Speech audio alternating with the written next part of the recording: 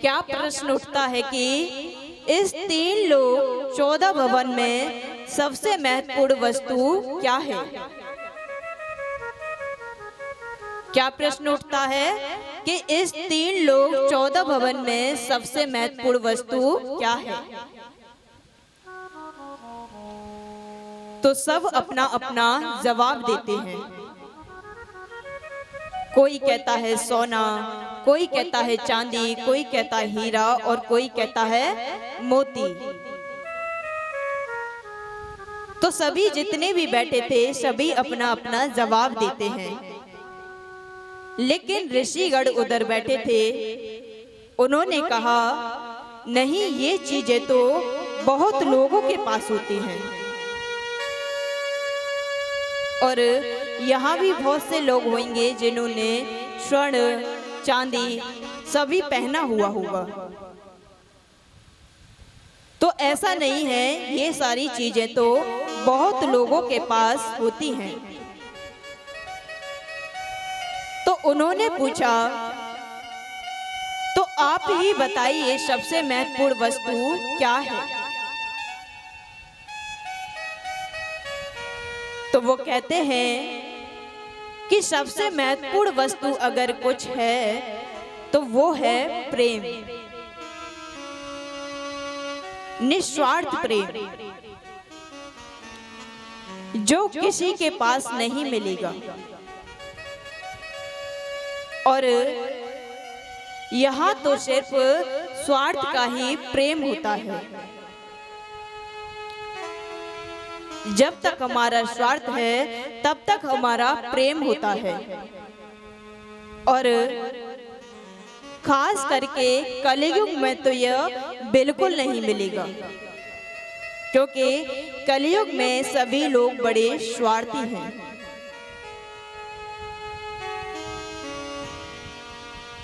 कलयुग में सभी लोग अपना कार्य सिद्ध करना चाहते हैं। जब तक उनका काम है तब तक प्रेम रहता है और काम नहीं तो प्रेम नहीं। तो कलयुग में अगर सबसे महत्वपूर्ण अगर वस्तु कुछ है तो वो है प्रेम, निस्वार्थ प्रेम। अब सभी पूछते हैं कि ये कहाँ मिलेगा? कुछ देवता उधर बैठे थे, उन्होंने बताया कि ब्रह्मा और ब्रह्माणी के पास तो जरूर होगा, क्योंकि उन्होंने तो सारा संसार बनाया है, संसार को इतना बढ़ाया है। इसीलिए ब्रह्मा और ब्रह्माणी जी के पास तो वो प्रेम जरूर होगा।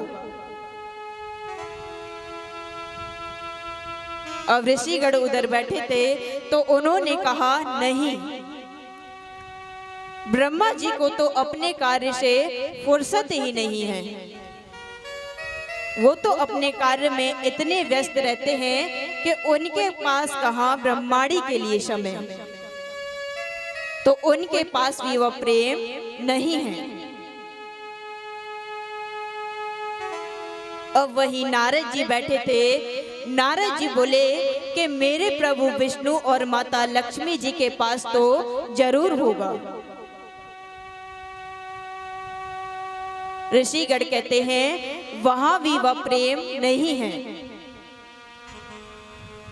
अगर वहां प्रेम होता तो भगवान समय न समय देखकर भक्तों के पीछे नहीं भागते।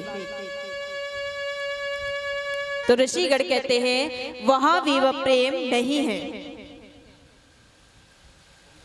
तो बोले फिर कहाँ है, आप ही बताइए। कहते हैं कि प्रेम की अगर पराकाष्ठा है तो वो है महादेव जी और माता पार्वती जी के पास, क्योंकि एक तो वो उनके आधे अंग पर विराजती हैं और महादेव जी ज्यादा से ज्यादा समय कैलाश पर्वत पर ही रहते हैं और कैलाश पर्वत ही उनका घर है। इधर उधर वो कहीं जाते नहीं हैं। अब नारद जी तो भगवान विष्णु के बड़े भक्त हैं। नारद जी कहते हैं ऐसी बात नहीं है। पर जितने भी उधर देवता ऋषिगण बैठे थे सभी ने इसी बात को सत्य बताया। अब तो नारद जी भगवान के भक्त हैं, तो नारद जी को ये बात बड़ी बुरी लगी। तब नारद जी कहते हैं मैं अगर उनके बीच झगड़ा करवा दूं तो, और नारद जी का तो काम यही है इधर की उधर करना, जिसे कहते हैं खबरी लाल। वो एक दूसरे को खबर पहुंचाते हैं। और हमारे परिवार में भी ऐसे बहुत से लोग होंगे जो एक दूसरे की खबर लेके दूसरों तक पहुंचाते हैं, तो उन्हें क्या कहते हैं? खबरी लाल। तो नारद का भी अर्थ है, उनका नाम क्या है? नारद, जिसकी बात कभी रद्द ना हो उसे कहते हैं नारद।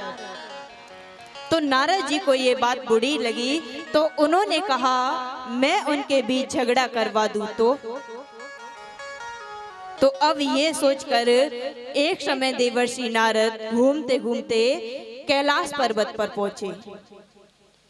और जब भगवान के शंकर की इच्छा के दर्शन के लिए वह पहुंचे तो शंकर जी तो उधर नहीं मिले, लेकिन जगदम्बा श्री पार्वती उधर विराजमान थी। अब नारद जी गए तो पार्वती माता ने पूछा नारद जी बताइए कि कैसे आना हुआ। नारद जी ने पार्वती मैया से कहा कि माता जी आपको अपने पति देव शंकर जी से प्रेम तो रहता होगा। तो माता पार्वती ने कहा कि हाँ नारद जी, इसमें तो कहना ही क्या है, खूब प्रेम हम दोनों में रहता है और कोई भी बात शंकर जी हमसे छुपाते नहीं हैं, सभी बात हमको बताते हैं, तो खूब प्रेम हम दोनों में रहता है। तो इस पर नारद जी कहते हैं कि बात तो सभी सत्य है माता जी, लेकिन एक बात तो आज तक आपसे छिपा कर ही रखे हैं। अब माता तो सोच में पड़ गई कि ऐसी बात कौन सी है जो नारद जी ने भगवान ने हमको बताई नहीं है, ऐसी कौन सी बात है। माता सोच में पड़ गई कि ऐसा नहीं हो सकता कि भगवान हमको कोई भी बात ना बताए हो, सभी बात हमको बताते हैं वह। इस पर माता ने पूछा कि नारद जी ऐसी कौन सी बात है जो भगवान आज तक हमसे छिपा कर ही रखे हैं, आज तक हमको जाहिर नहीं होने दिया। तो नारद जी ने कहा कि उनके गले में 108 मुंडों की माला है। वह किसके मुंडों की माला है यह जानकारी तो आपको नहीं दी होगी।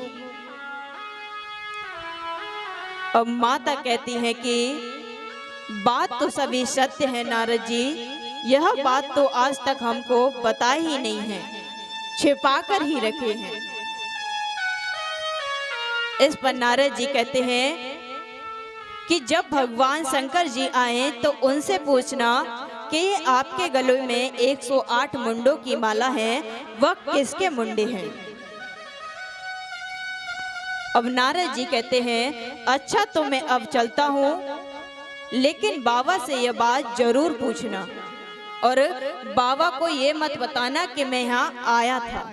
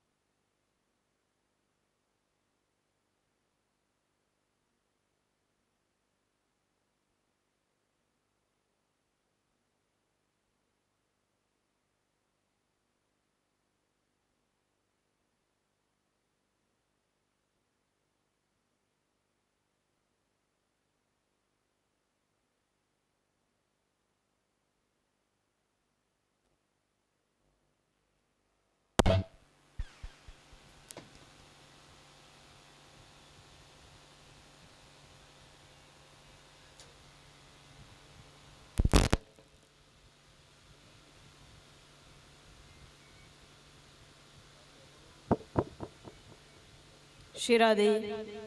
बोली कृष्ण कन्हैया लाल की, श्री वृंदावन धाम की, भक्त वत्सल भगवान की, भागवत महापुराण की। अब तो माता सोच में पड़ गई कि ऐसी कौन सी बात है, ये बात आज तक हमको क्यों नहीं बताई।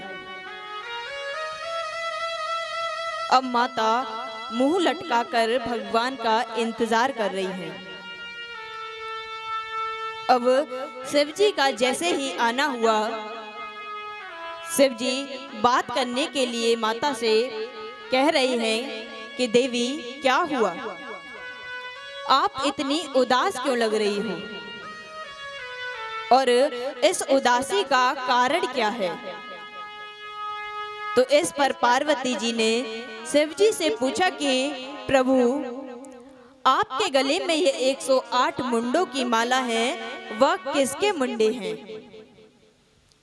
ऐसा प्रश्न करने पर शिव जी समझ गए कि जरूर ये खेल नारद जी का है। अब शिव जी पूछते हैं कि यहाँ पर नारद जी आए थे क्या। पार्वती माता बोली, हाँ आए तो थे। फिर शंकर जी कहते हैं, अच्छा तुमने उनका स्वागत किया कि नहीं। माता कहती हैं, स्वागत तो किया था, लेकिन वह जल्दबाजी में थे, इसलिए जल्दी चली गई। तो शंकर भगवान कहते हैं, तुमने जो प्रश्न किया जगदम्बे, उसका उत्तर सुनो। मैं तुमसे बहुत ही ज्यादा प्रेम करता हूँ और तुम्हारा हमारा वियोग कभी नहीं होगा, और तुम्हारी मृत्यु जितनी बार हुई है उतनी ही तुम्हारी मुंडों की माला बनाकर मैं अपने हृदय पर धारण किया हूँ। भगवान बताते हैं कि यह सभी तुम्हारे ही मुंडों की माला है। इस पर पार्वती मैया ने कहा कि प्रभु, मैं बराबर मरती रही और आप कभी नहीं मरते, ऐसा क्यों। तो इस पर शंकर जी ने कहा कि देवी, मैं अमर कथा जानता हूँ और जिसको ये अमर कथा सुनने को मिलती है वह अमर हो जाता है, इसीलिए मैं अमर कथा जानता हूँ, इसीलिए मैं अमर हूँ। तो पार्वती जी ने कहा कि प्रभु, मुझको भी ये अमर कथा सुना दीजिए, जिससे मैं भी अमर हो जाऊंगी। तो इस पर शंकर जी ने कहा कि यह बहुत गोपनीय कथा है, यह हर किसी को नहीं सुनाई जाती, इसीलिए यहाँ तो नहीं, चले निर्जन पर्वत पर। निर्जन पर्वत यानी जो आजकल अमरनाथ पर